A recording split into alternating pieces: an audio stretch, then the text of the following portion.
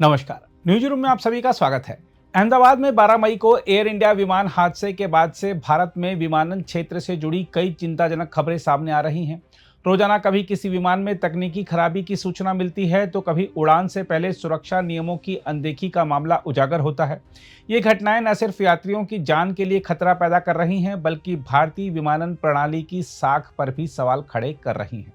नागर विमानन महानिदेशालय यानी डीजीसीए ने इस बढ़ती हुई चिंता को देखते हुए 19 जून से एक व्यापक फोकस ऑडिट की शुरुआत की है।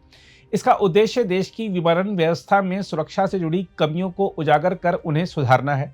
हम आपको बता दें कि दिल्ली और मुंबई जैसे प्रमुख हवाई अड्डों पर निरीक्षण के दौरान कई गंभीर खामियां सामने आई हैं। जैसे विमानों में मरम्मत कार्यों में सुरक्षा उपायों की अनदेखी हो रही है, उड़ान से पहले एएमई यानी विमान रखरखाव अभियंता की गैर हाजिरी या लापरवाही की बातें सामने आई हैं। रनवे की फीकी सेंटर लाइन और टैक्सीवे की खराब लाइटिंग जैसी बुनियादी समस्याएं सामने आई हैं और आपातकालीन उपकरण जैसे लाइफ वेस्ट सहित जगह पर नहीं पाए गए। ऑडिट के दौरान यह भी सामने आया है कि एक नियमित घरेलू उड़ान को घिसे हुए टायरों के कारण रोका गया और आवश्यक सुधार के बाद ही उड़ान की अनुमति दी गई। इसके अलावा ग्राउंड हैंडलिंग उपकरण जैसे बैगीज ट्रॉलीज खराब स्थिति में पाई गई।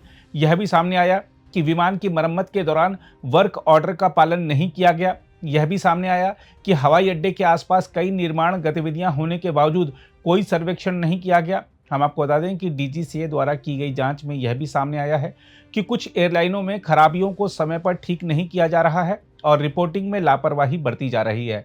इसके अलावा कुछ सिम्युलेटर विमानों से मेल नहीं खाते और उनके सॉफ्टवेयर अपडेट तक नहीं है। ऐसे में पायलट प्रशिक्षण की विश्वसनीयता भी सवालों के घेरे में आ जाती है।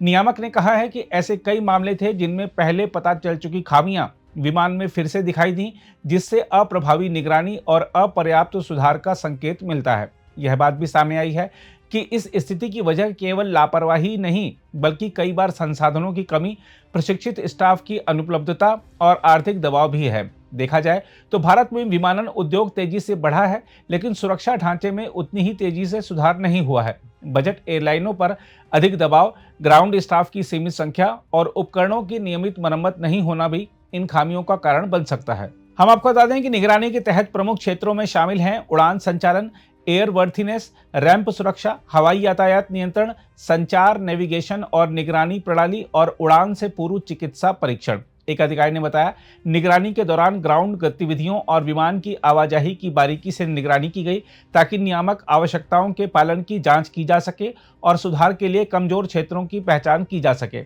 देखा जाए तो भारत जैसे तेजी से उभरते हुए देश में विमानन क्षेत्र का सुरक्षित और विश्वसनीय होना बेहद जरूरी है। यात्रियों की जान के साथ कोई समझौता नहीं किया जा सकता।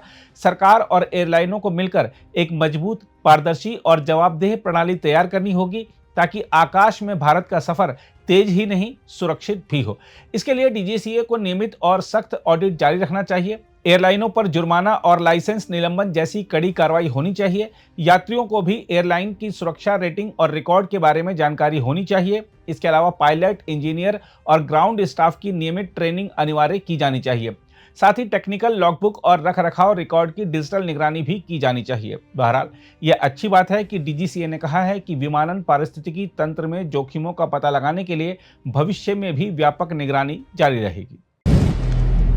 अगर आप भी लेना चाहते हैं देश दुनिया की तमाम जानकारी तो आज ही सब्सक्राइब करें हमारे चैनल को। साथ ही नीचे दिए बेल आइकन को जरूर दबाएं ताकि हर अपडेट आप तक पहुंच सके।